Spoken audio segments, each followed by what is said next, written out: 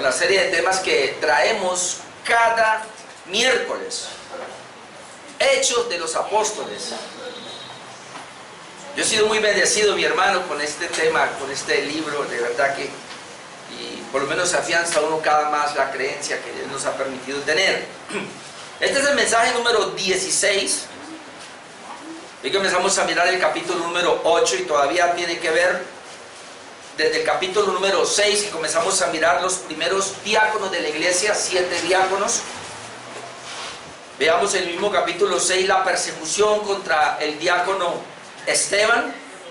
Capítulo 7 veíamos el discurso de Esteban y su muerte, obviamente. Y ahora vamos a comenzar a ver otro de los 7 diáconos llamado Felipe. Pero el tema de esta hora es: Saulo persigue la iglesia y Felipe anuncia el evangelio. Hechos capítulo 8 versículo 1, vamos a ir hasta el 25. No voy a hacer la lectura, hermanos, por cuestión de tiempo, ya que en la exposición voy a ir leyendo cada pasaje. Pero eso es lo que vamos a tratar de ver. Hay 2 puntos ahí. Saulo persigue a la iglesia. Dejamos hace 8 días con la muerte de Esteban. Veíamos cómo Saulo había dejado las ropas ahí con Saulo y dice que consentía en la muerte. Ahí habíamos quedado, así que vamos a seguir ahora con lo que está pasando.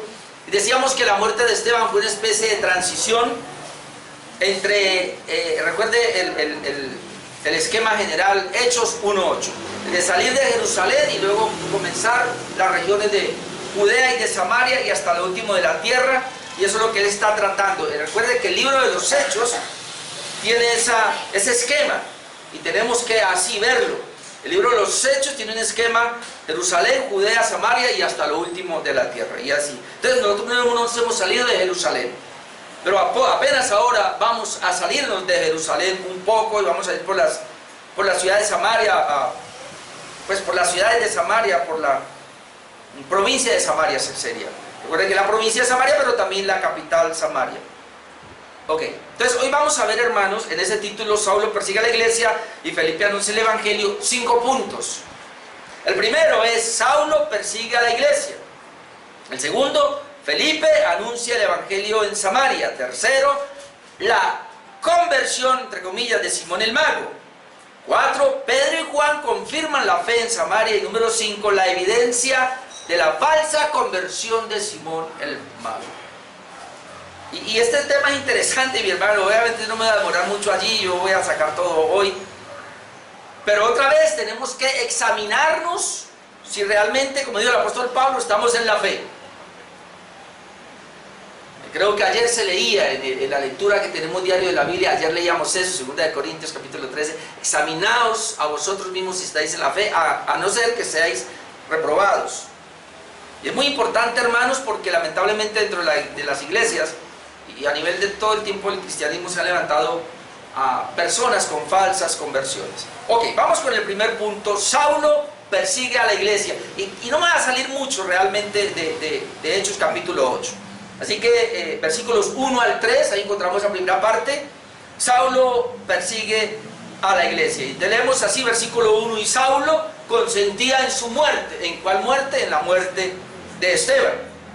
Y luego dice que en aquel día hubo una gran persecución contra la iglesia que estaba en Jerusalén. Ahora, entendamos que dice en aquel día.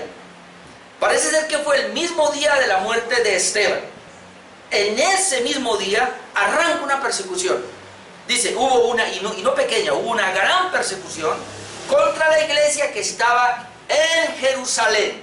Ahora, mi amado hermano, esto es la providencia de Dios, porque la iglesia creo que ya llevaba por lo menos 2 años, después de que viene el día de Pentecostés, ya llevaba como 2 años ahí anclada en Jerusalén, y el Señor le dijo: ojo, Jerusalén, Judea, Samaria y hasta lo último de la tierra.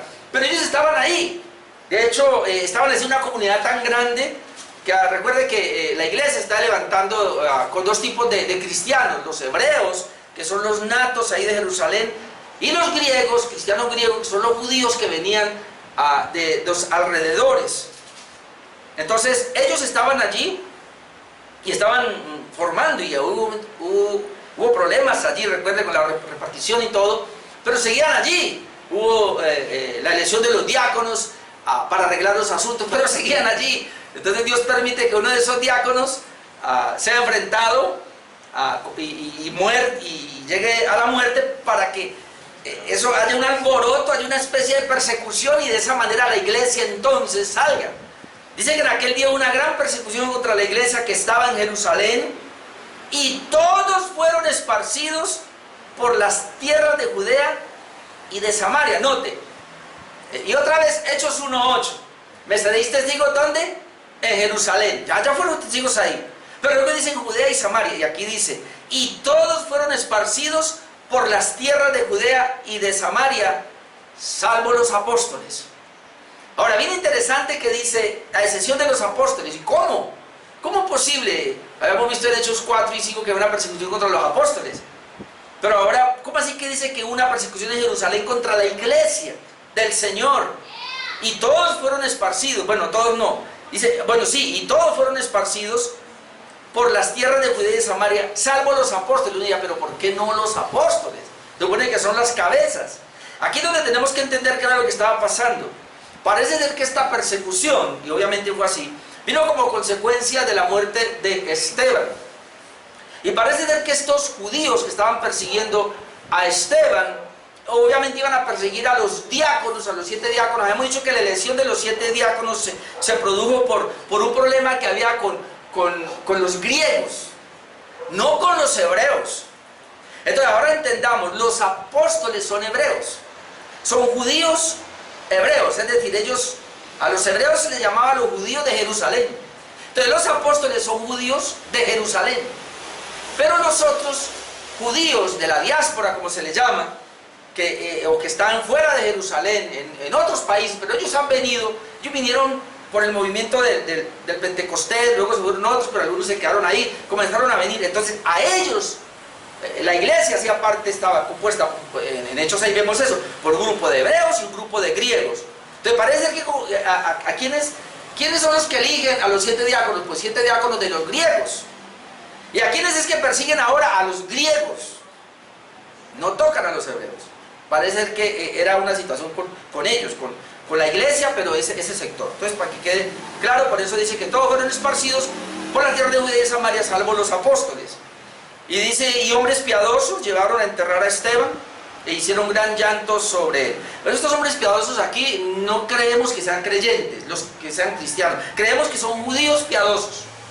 Así se les llamaba a esos judíos que eran, pues, cumplían la ley y todo, eran judíos piadosos. Entonces, esos hombres piadosos llevaron a enterrar a Esteban. Y luego dice, y Saulo asolaba entonces acá la iglesia, y entrando casa por casa arrastraba a hombres y a mujeres y los entregaba en la cárcel. Entonces el primer punto, Saulo persigue a la iglesia.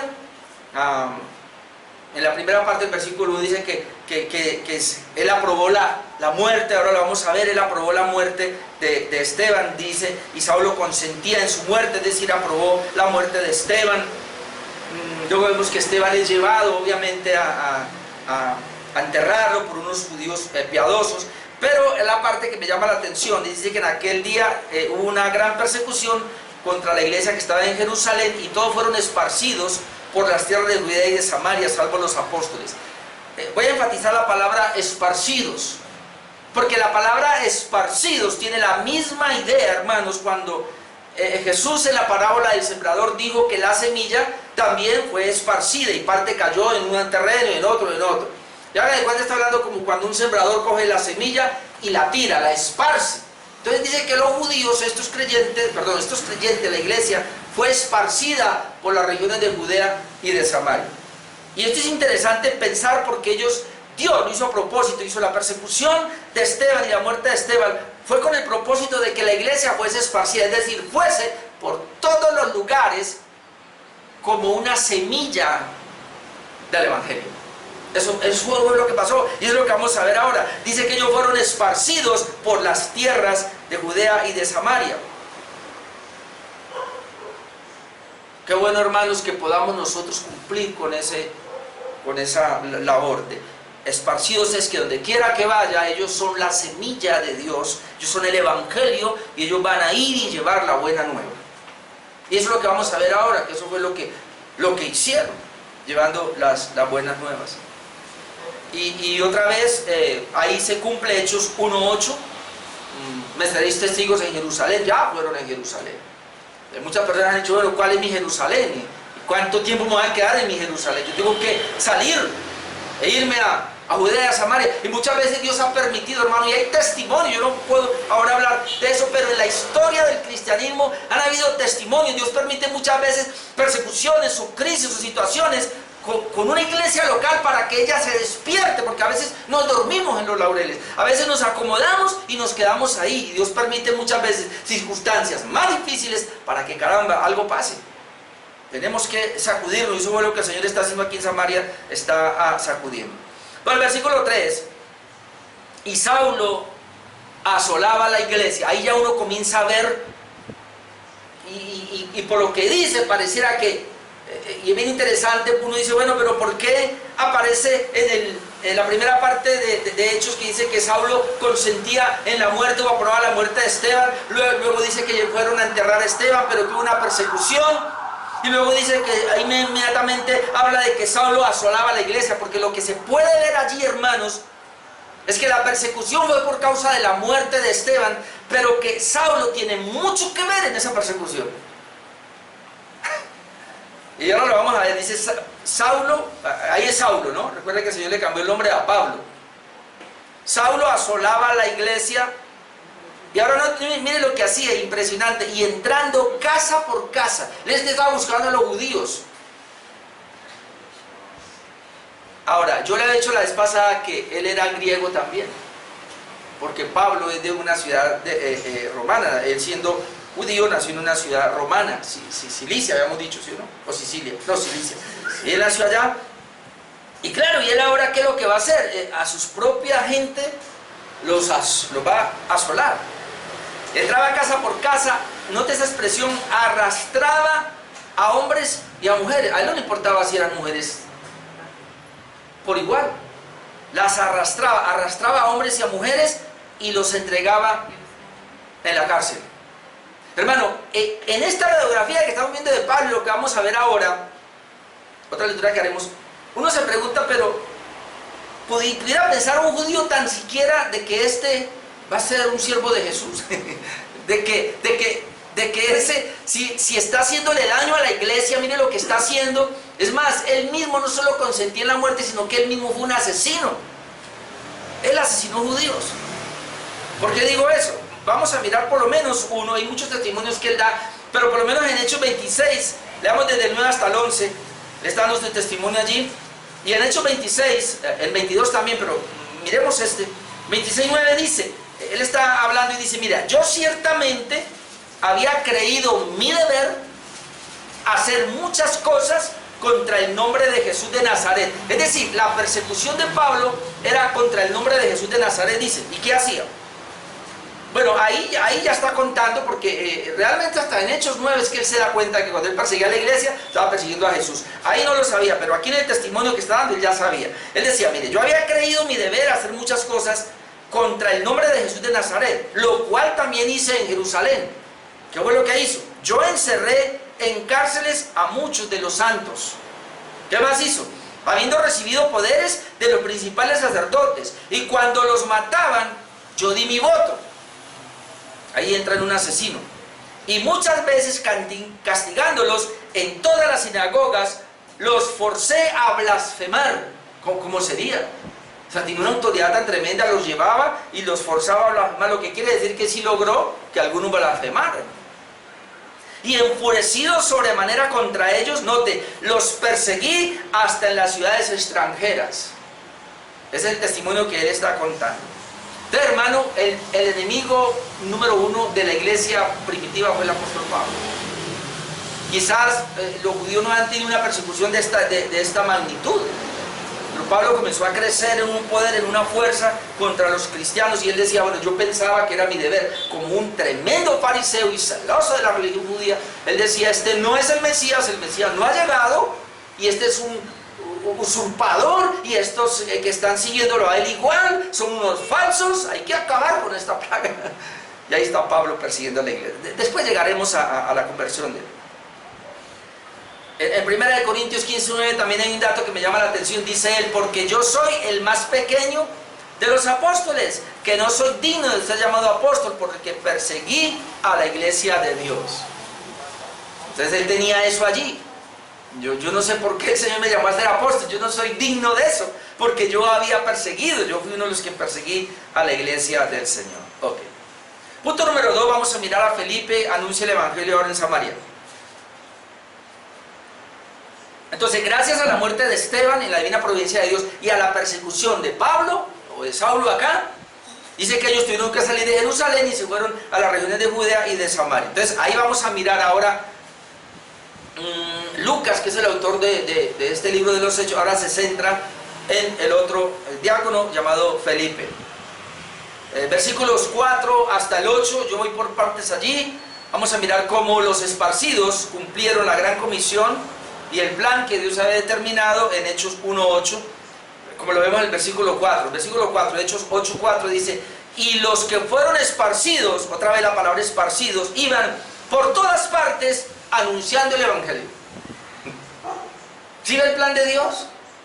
Antes no lo habían hecho, pero ahora en la persecución lo están haciendo. Y esos que fueron esparcidos, ¿por qué? Por la persecución. Los agarro, los meto a la cárcel y hasta los puedo matar. Ya matamos uno, que es Esteban, no sabemos cuántos más, Lucas no nos lo registra, pero es muy probable que hubo más muertos. Pero ahora dice entonces, y esos que fueron esparcidos obviamente huyeron. Ya donde quiera que ellos iban, no sé si buscaron familiares, que se iban para bueno, pero donde ellos iban dice que hacían algo, anunciaban el evangelio. Yo les dije la vez pasada que esa palabra anunciar allí el evangelio es como chismear, como comunicar, es decir, pero lo hacían de una manera bajita, como me están persiguiendo, no sé, como hacen en China, en otros países donde el evangelio no es permitido, tienen que susurrarlo, se sabe de Jesús, ¿y quién es él? Venga, yo le cuento.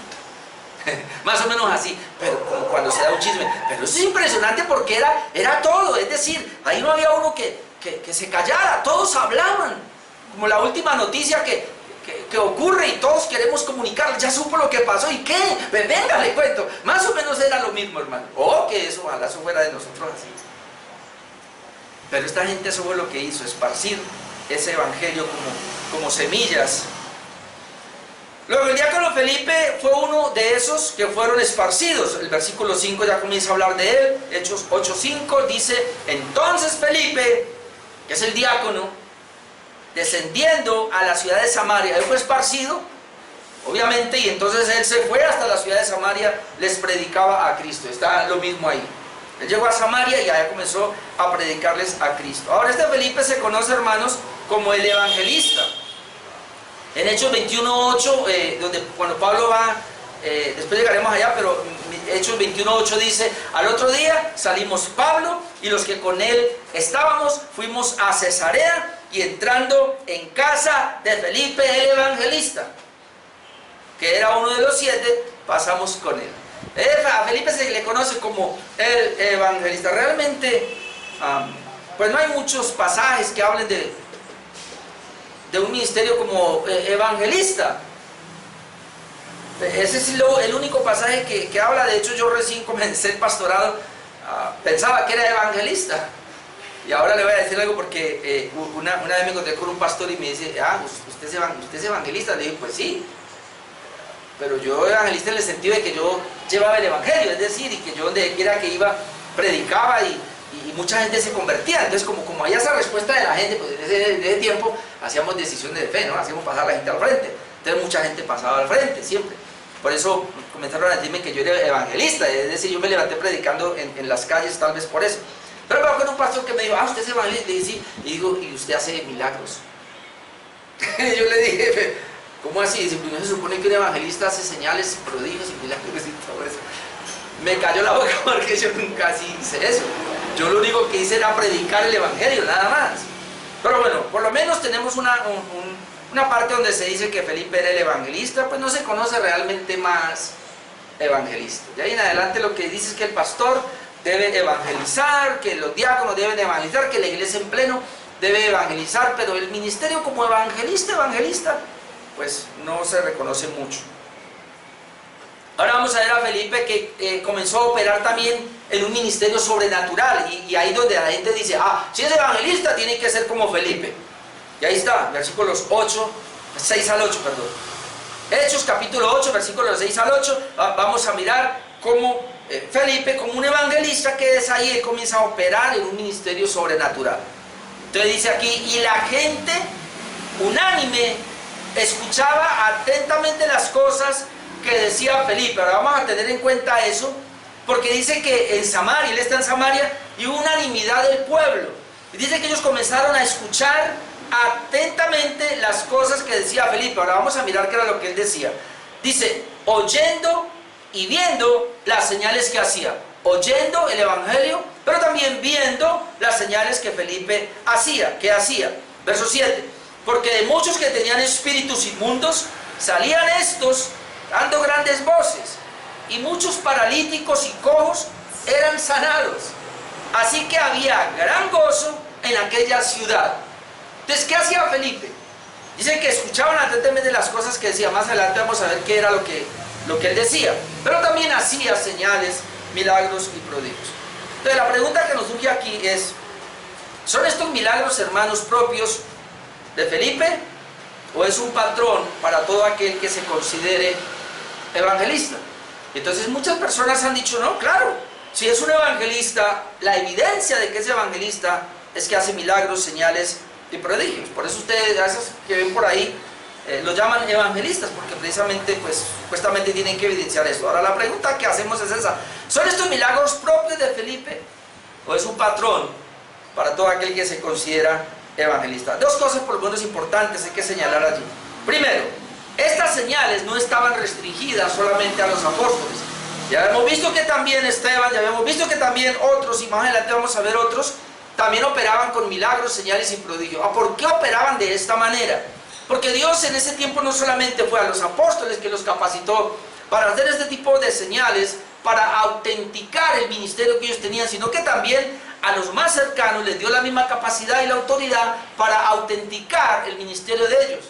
Recuerde que el canon no está cerrado, apenas se está conformando el canon y ellos tenían que tener esa autoridad. Ahora, algo interesante con Samaria, y por eso también creemos que se dio, es porque los judíos no se lo llevaban con los samaritanos, porque los samaritanos son una mezcla, no son puros judíos.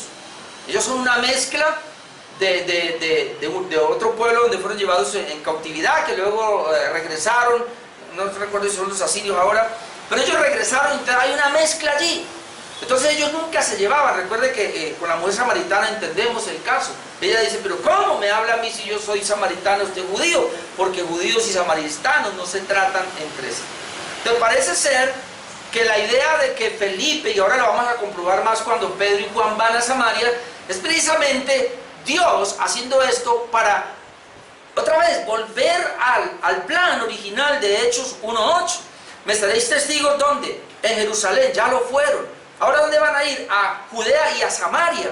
Y ahí tienen que operar de la misma manera con lo sobrenatural para autenticar, en este caso, la palabra que ellos van a llevar. Lo otro es que los milagros y las señales, hermanos, no son evidencia de un verdadero siervo de Dios, o tampoco es evidencia o que sea resultado de una genuina conversión. Esto tenemos que tenerlo claro. El hecho de que un hombre haga señales y milagros, otra vez, Felipe acá, un genuino diácono y todo, siervo de Dios. Pero entonces otros dicen, no, de ahora en adelante los que hagan señales y milagros son genuinos siervos de Dios. No necesariamente. Ahora, hubo conversiones porque Felipe hizo señales, sanidades, milagros, o porque predicó la palabra de Dios. Ahora más adelante lo vamos a mirar. Pero el hecho de que alguien haga señales y milagros, eso no es suficiente para pensar que hay creyentes, es decir, que la gente se va a convertir de esa manera. Por lo menos en Mateo 24:11 leemos, y muchos falsos profetas se levantarán y engañarán a muchos. Entonces hoy día tenemos mucha gente, y de hecho no voy a ir allá, pero en 2 Tesalonicenses capítulo 2 dice inclusive que Dios les envía un poder engañoso para que crean a la mentira, profetas que se van a levantar con señales, milagros y prodigios y esto es para que todos los falsos pues vayan tras ellos. En Juan 2, 23, 25, mire lo que dijo Jesús con relación a los milagros, a las señales.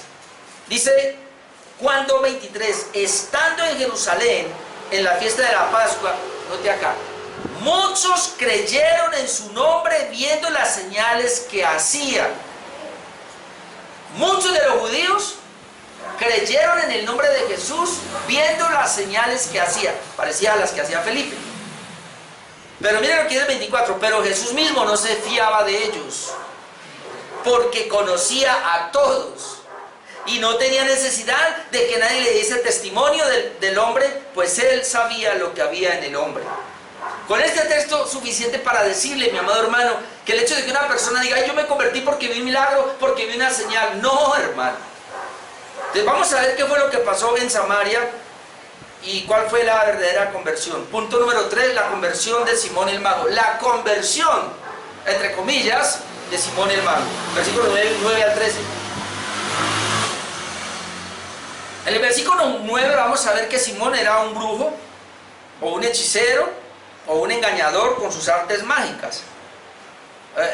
Recuerde lo que está diciendo el versículo 8 y lo voy a leer otra vez para que nos contemos acá. Desde el 7, porque, bueno, y la gente unánime escuchaba atentamente las cosas que decía Felipe, oyendo y viendo las señales que hacía, porque de muchos que tenían espíritus inmundos salían estos dando grandes voces, y muchos paralíticos y cojos eran sanados, así que había gran gozo en aquella ciudad. Versículo 9. Simón era un brujo, mire lo que dice, pero, y este pero cambia las cosas, hay gozo en Samaria porque la gente está atendiendo a lo que está trayendo Felipe, pero había un hombre llamado Simón, que antes ejercía la magia, esa palabra aquí es brujería, ejercía la hechicería, la brujería, cabalmente el ocultismo.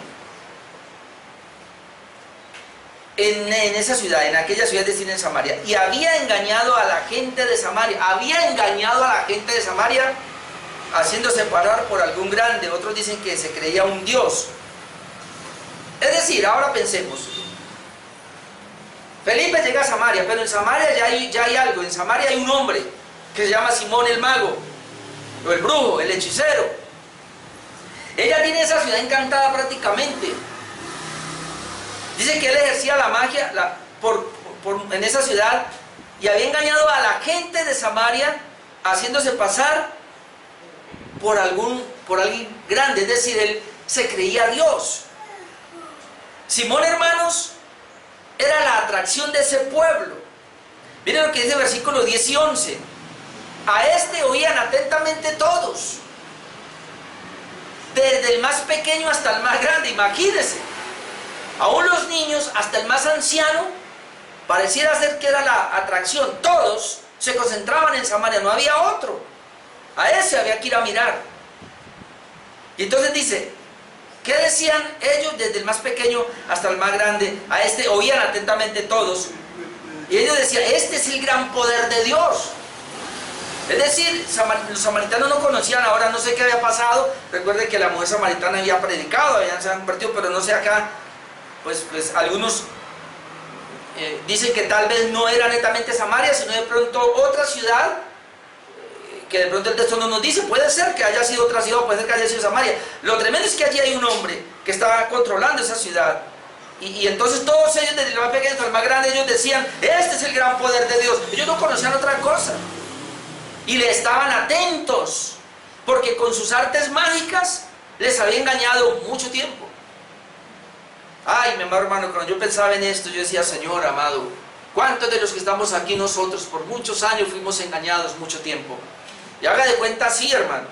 Yo recuerdo, yo estuve en una iglesia donde yo llegué a pensar que esa era la única.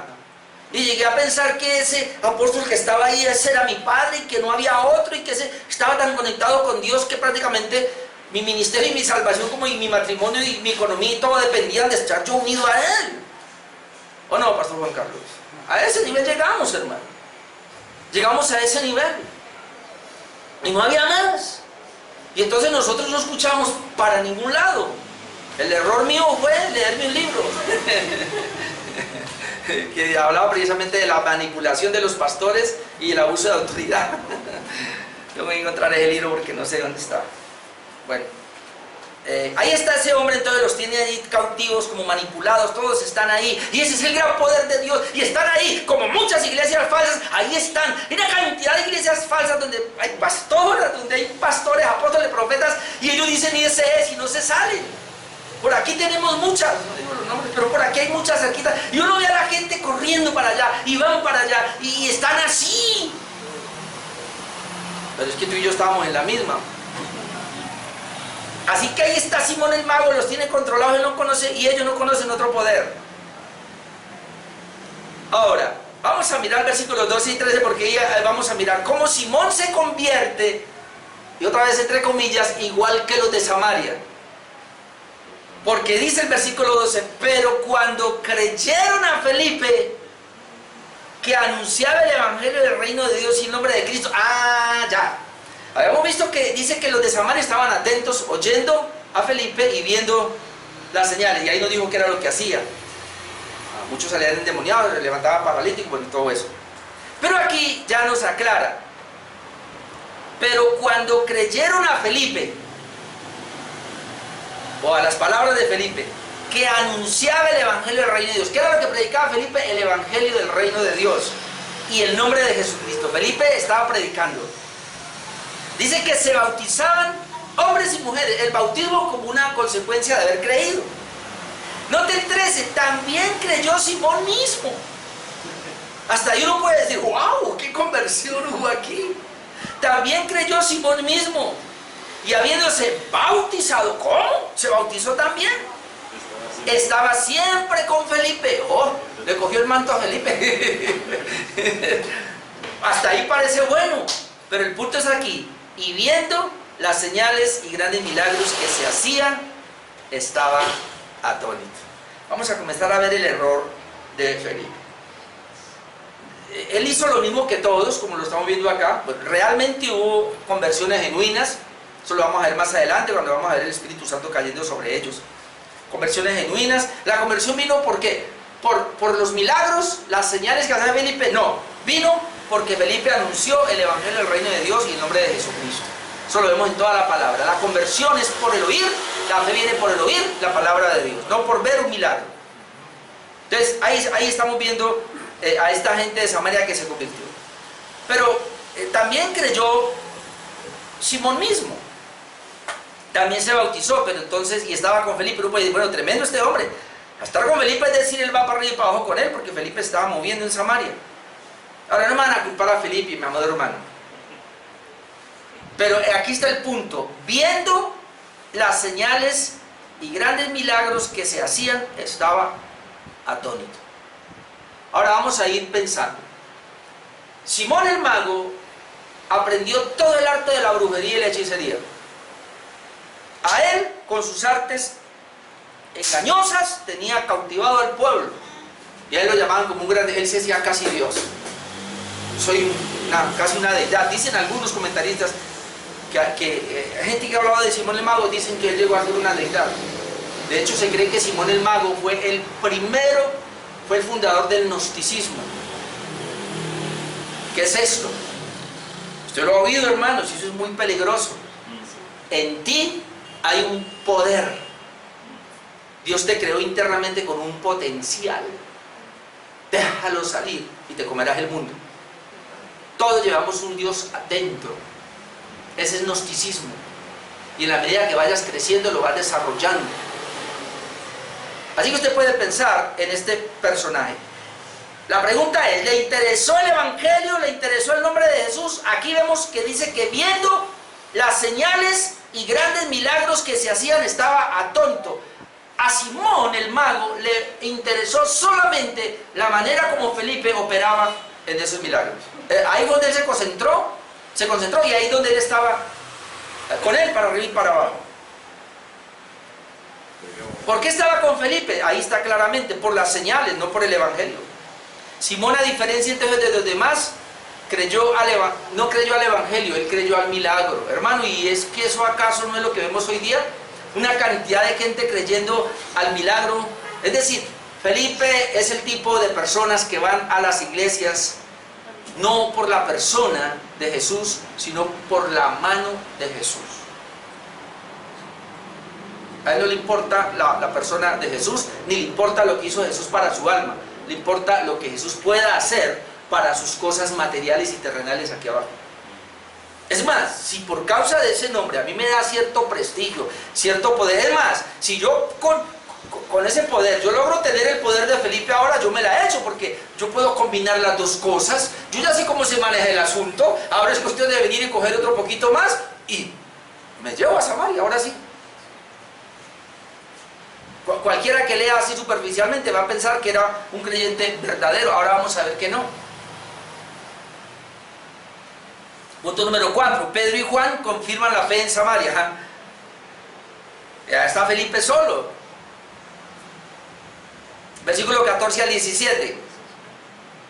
Número 4, Pedro y Juan confirman ahora la fe en Samaria. Esto es bien interesante. Dice que cuando los apóstoles, versículo 14, cuando los apóstoles que estaban en Jerusalén, ellos no se habían ido, oyeron que Samaria había recibido la palabra de Dios. Ellos no hablaron de milagros, oyeron que oyeron que en Samaria había señales, milagros y prodigios. No. Cuando ellos oyeron que en Samaria había recibido la palabra de Dios, hermano, es que uno lo ve por todo lado. Yo no entiendo por qué esta gente descontextualiza las cosas hoy día. Samaria había recibido la palabra de Dios, entonces enviaron allá a Pedro y a Juan. Dirá, pero ¿por qué Pedro? Porque a Pedro se le dio el poder de abrir la llave, el poder de las llaves, perdón, para abrir. Y Pedro abre Jerusalén con el primer discurso. Ahora está Felipe allá, pero Pedro tiene que ir y abrir ahora. Y por esa es la razón por la cual ahora él va a imponer manos para que reciban el Espíritu Santo. Y luego Pedro en el capítulo 11 de Hechos va a abrir el Evangelio a los gentiles. Y hace lo mismo. Eso tenemos que tenerlo claro. Porque si no tenemos el contexto, hermanos, entonces decimos cualquier cosa. Le enviaron allá entonces a Pedro y a Juan, versículo 15, los cuales, habiendo venido, note, oraron por ellos. ¿Por quiénes? Por los creyentes, para que recibiesen el Espíritu Santo.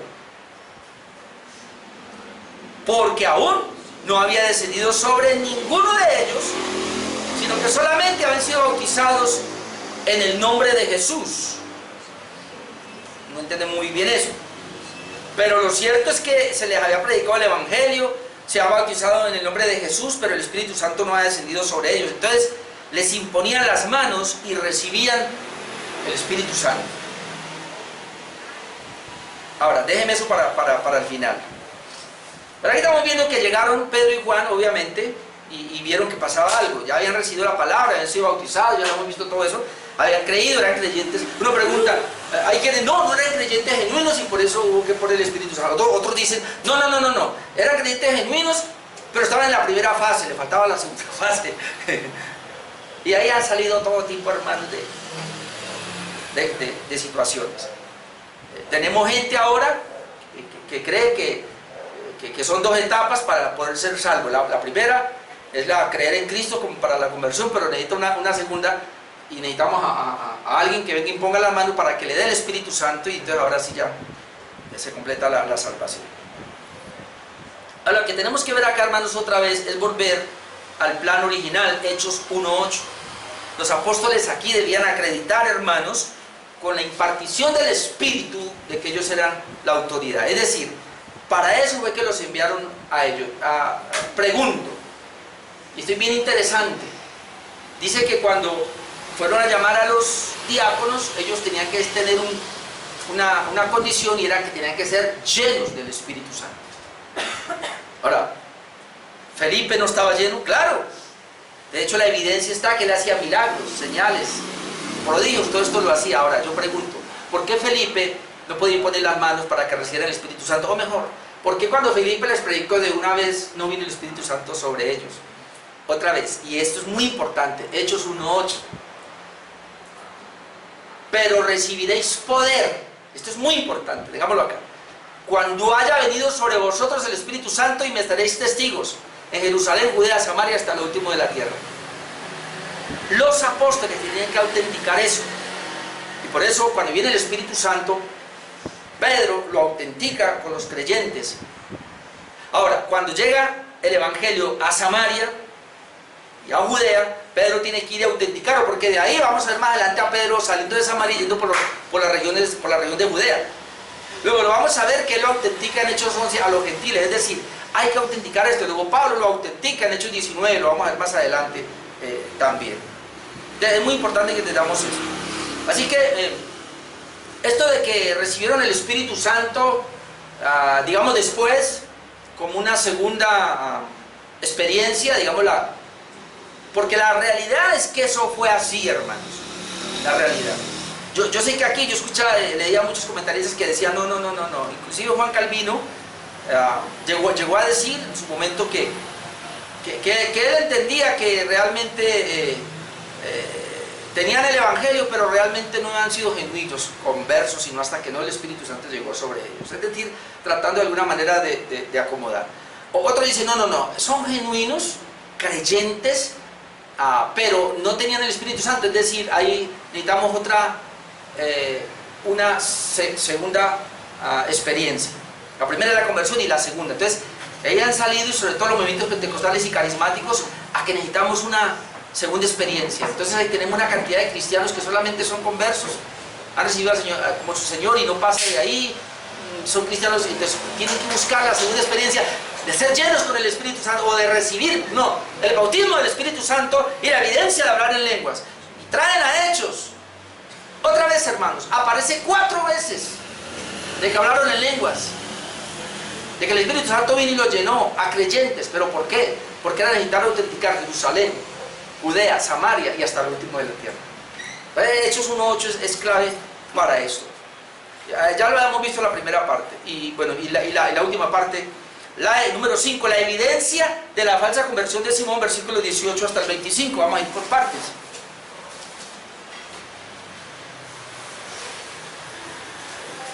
La evidencia de la falsa conversión de Simón, y tranquilo que ahorita sigo con lo del Espíritu Santo. Simón es descubierto, hermanos, como falso cristiano por sus mismas palabras. Voy a leer otra vez el versículo, el último que habíamos leído, versículos 15, los cuales habiendo venido, oraron por ellos para que reciban el Espíritu Santo, porque aún no había descendido sobre ninguno de ellos, sino que solamente han sido bautizados en el nombre de Jesús. Entonces les imponían las manos y recibían el Espíritu Santo. Vamos al versículo 17. Ahora, versículo 18.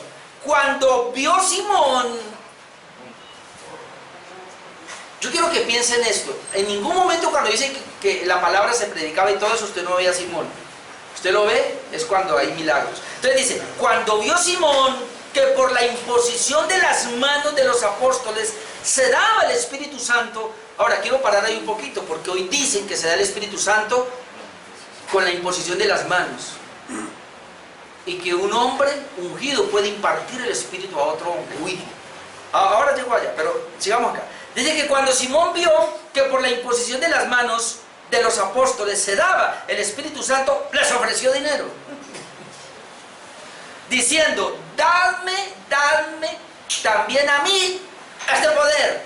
¿Para qué? Para que a cualquiera a quien yo impusiere las manos reciba el Espíritu Santo. Hermano, Simón ni sabía lo que estaba diciendo. Este ofrecer dinero, hermanos, por un don, hoy se le conoce como la simonía. El escritor John Stott dice lo siguiente: de allí en adelante, el intento de convertir lo espiritual en comercial, de traficar con las cosas de Dios y especialmente de comprar el oficio eclesiástico, se ha llamado simonía. De ahí viene la famosa simonía, y toda la historia del cristianismo ha hablado de la simonía, es decir, lo que hizo Simón, tratar de comprar el don de Dios con dinero. Ahora, Pedro conoce la falsedad de Simón y su verdadera intención, versículos 20 al 21. Cuando él le dice, dame también a mí ese poder, para que cuando yo ponga las manos a otro también reciba el Espíritu Santo, versículo 20. Entonces Pedro le dijo, tu dinero perezca contigo. Ah, no, pero si es Carluna, él lo recibe ahí mismo, porque él lo dijo, que Simón se había equivocado, que Pedro se había equivocado, porque lo que Simón quería era darle una ofrenda, y que él como hombre de Dios debió haberla recibido e impartirle. ¿Sabe qué se atrevió a decir? Que yo lo escuché, que era que como ya se había llevado al primero, que era Ananías y Zafira, entonces ahora se quería llevar al otro.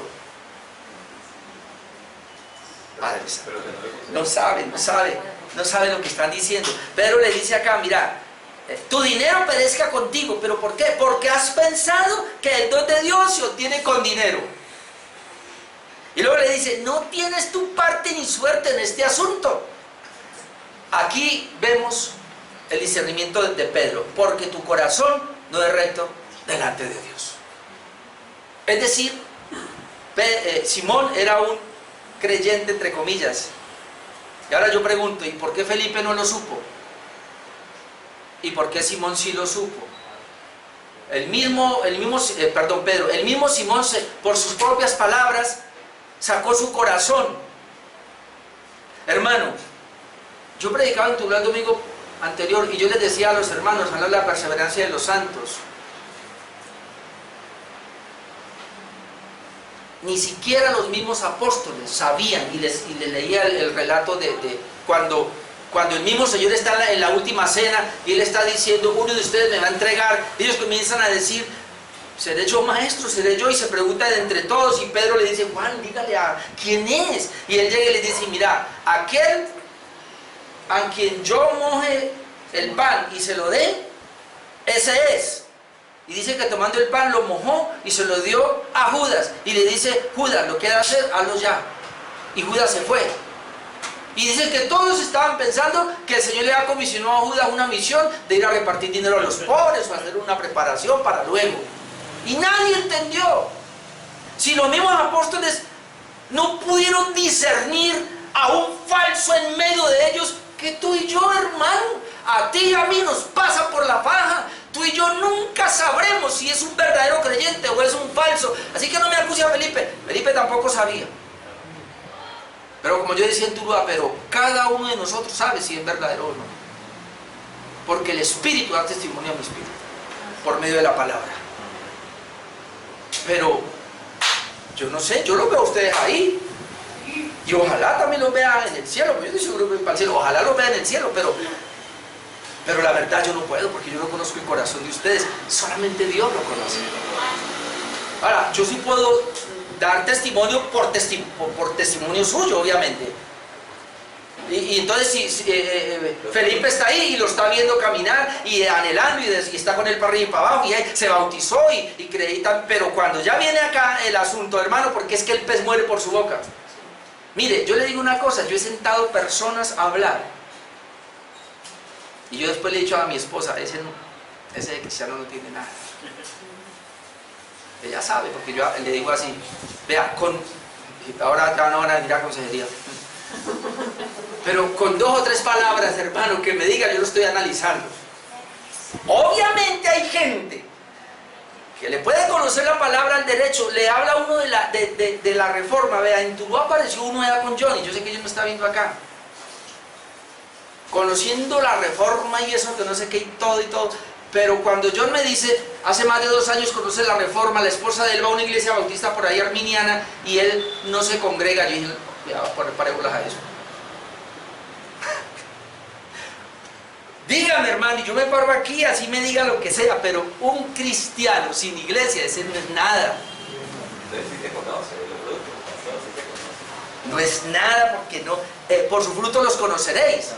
Ahora, eso no quiere decir que si se está congregando, entonces yo voy a decir que ya es, porque el mismo diablo también se congregó con Jesús. O sea, es que esto es muy difícil, hermano. Bueno, listo, sigamos acá, pero es que esto es impresionante porque Pedro lo mira por sus palabras, obviamente, y por las acciones, porque, hermano, el falso tarde que temprano va a sacar las uñas y uno se va a dar cuenta. Aún así, Pedro lo invita a una genuina conversión, versículos 22 y 23. Mire lo que Pedro le dice: arrepiéntete pues de esta tu maldad. ¿A dónde lo llevó Pedro? A un genuino arrepentimiento. Mire, y ruega a Dios. ¿Qué le dice Pedro? Ruega. Arrepiéntete, Simón, ruega a Dios. Si quizás te sea perdonado el pensamiento de tu corazón, porque en hiel de amargura y en prisión de maldad veo que está. Ahora, Simón no se arrepintió. ¿Cómo sabemos que no se arrepintió? Porque él no rogó, sino que pidió que le quitara lo negativo. Versículo 24. Respondiendo Simón, entonces Simón dijo: rogad vosotros por mí al Señor. ¿Y usted por qué no? ¿Acaso, hermano, una persona se va a salvar porque yo ruegue por ella, interceda por ella? Él está diciendo: usted está en amargura, usted está en un corazón malo, debe arrepentirse, debe rogar a Dios. Usted, ¿por qué me pide a mí que lo haga? Si usted me pide a mí que lo haga, ahora no lo haga por conversión. ¿Por qué lo hizo? Mire lo que le dice: rogad vosotros por mí, para que nada de esto que habéis dicho venga sobre mí. ¿Qué fue lo que dijo? ¿Tu dinero perezca contigo? No. ¿Qué fue lo que dijo? Arrepiéntete, pues no, más arriba, perdón. Le dice: ok, tu dinero perezca contigo. ¿Qué le dijo? Perezca, tú vas a perecer, porque has pensado que el Dios sí tiene con dinero. Tú no tienes parte ni suerte en este asunto, tu corazón no es recto delante. Él lo llevó al perecimiento, tú vas a perecer, a menos que se arrepienta. Le da la oportunidad de que se arrepienta, él no se arrepiente. No, más bien oren por mí, para que nada de esto que habéis dicho venga sobre mí. Le voy a decir una cosa, hermano: si una persona está asistiendo a la iglesia, dice que es creyente por huir del infierno, ¿es cristiana? No es cristiana, no es creyente. Si la gente va a la iglesia por el temor nomás, o lo otro, va a la iglesia y hace las cosas para que le vaya bien, no es creyente. La motivación está incorrecta, bien como dice el hermano Jackson. Versículo 25. Pedro y Juan entonces regresaron a Jerusalén luego de haber predicado el evangelio. Déjeme leer acá y quiero terminar con algo. Y le voy a quitar. Yo pensé que iba a terminar más rápido. Versículo 25. Y ellos, es decir, los apóstoles, habiendo testificado y hablado la palabra de Dios, se volvieron a Jerusalén, y en muchas poblaciones de los samaritanos anunciaron el evangelio. Si ven que ellos se fueron por todas las poblaciones de Samaria anunciando el evangelio. Pero tengo dos preguntas acá. Primero, ¿en la conversión se recibe también el Espíritu Santo, o se debe tener una segunda experiencia como en Samaria? Y la segunda, ¿y puede la persona impartir el Espíritu Santo, poder o unción a otra? Yo contesto como contestó John Stott. Él dijo lo siguiente: la iniciación en Cristo, según el Nuevo Testamento, y me gusta porque es según la teología, es una experiencia de una sola etapa, en la que nos arrepentimos, creemos, somos bautizados y recibimos tanto el perdón de los pecados como el don del Espíritu Santo. Después de lo cual, por el poder del Espíritu Santo que mora en nosotros, crecemos hacia la madurez cristiana. Durante este periodo de crecimiento podemos, sin duda, experimentar a Dios de maneras muchas más profundas, plenas y ricas. Lo que debemos rechazar, y este es el punto, lo que debemos rechazar es la insistencia en un patrón unido de dos etapas. Más aún, no hace falta ninguna imposición de manos humanas para que se cumpla la obra salvadora inicial de Dios. A decir verdad, la imposición de manos es un gesto significativo que acompaña la oración por alguien, como dice Santiago: ponga las manos, ya sea pidiendo bendición, consuelo, sanidad, o para comisionarlo, como dice, no imponga las manos con ligereza. Luego sigue diciendo: en consecuencia, el modelo samaritano, en el que hubo una experiencia en dos etapas, junto con la imposición de manos apostólicas, fue excepcional y no debe ser tomado como norma para nosotros hoy, ni en los términos católicos, ni en los pentecostales, mucho menos en los reformados. Y termino con esta pregunta entonces: ¿cuál es entonces la enseñanza general de las Escrituras acerca de recibir el Espíritu Santo? Yo tengo aquí varios textos, pero voy rapidito. Hechos 2, 37, 39, ya lo hemos visto. Arrepentíos y bautícese cada uno en el nombre de Jesucristo para perdón de pecados, y recibiréis el don del Espíritu Santo. Lo vemos una sola etapa. En Hechos 19, 1 y 2, aconteció que entrando, entre tanto que Apolos estaba en Corinto, Pablo, después de recorrer las regiones superiores, vino a Éfeso, note, y hallando a ciertos discípulos, ya eran cristianos, le dijo: ¿recibiste el Espíritu Santo cuando creíste? Y ellos dijeron: ni siquiera sabemos si hay Espíritu Santo. O sea, el pensamiento de Pablo es que ya todos los que reciben a Cristo tienen el Espíritu Santo. En Efesios 1, 13, 14 dice, y en él también vosotros, habiendo oído la palabra de verdad, el evangelio de vuestra salvación, y habiendo creído en él, fuiste sellados con el Espíritu Santo. Es decir, la Biblia claramente dice que la conversión se recibe el Espíritu Santo. Por eso en Romanos 8, 9, ya termino, dice que si alguno no tiene el Espíritu de Cristo, no es de él. ¿Por qué entonces se dio esto de imposición de manos? Porque eran los apóstoles. ¿Por qué se ve que fueron 2 etapas? Sí, creemos que fueron 2 etapas. Los mismos convertidos, pero luego recibieron el Espíritu Santo. Ya vimos por el hecho, Hechos 1:8, porque así tenía que ser Jerusalén, Samaria, los gentiles y hasta lo último de la tierra, y además porque estaban autenticando. No tratemos de imitar a los apóstoles, que nosotros somos apóstoles de Cristo. Y lo que ellos hicieron, lo hicieron en su tiempo, en su época, y eso ya no nos compete a nosotros. Dios puede obrar señales y milagros, lo hace sin necesidad de nosotros. Y no creamos que tenemos un poder para transmitirlo. Eso es un error y eso es una mentira. El Espíritu Santo viene a nosotros por la fe en su nombre. Y de ahí en adelante seguimos teniendo la llenura del Espíritu Santo de acuerdo a la intimidad que usted tenga con él. La palabra y la oración y la comunión con el Espíritu Santo, ahí él lo va a llenar. Pero necesitamos hombres necesitamos hombres que nos prediquen la palabra y para de contar. Amén. Oremos.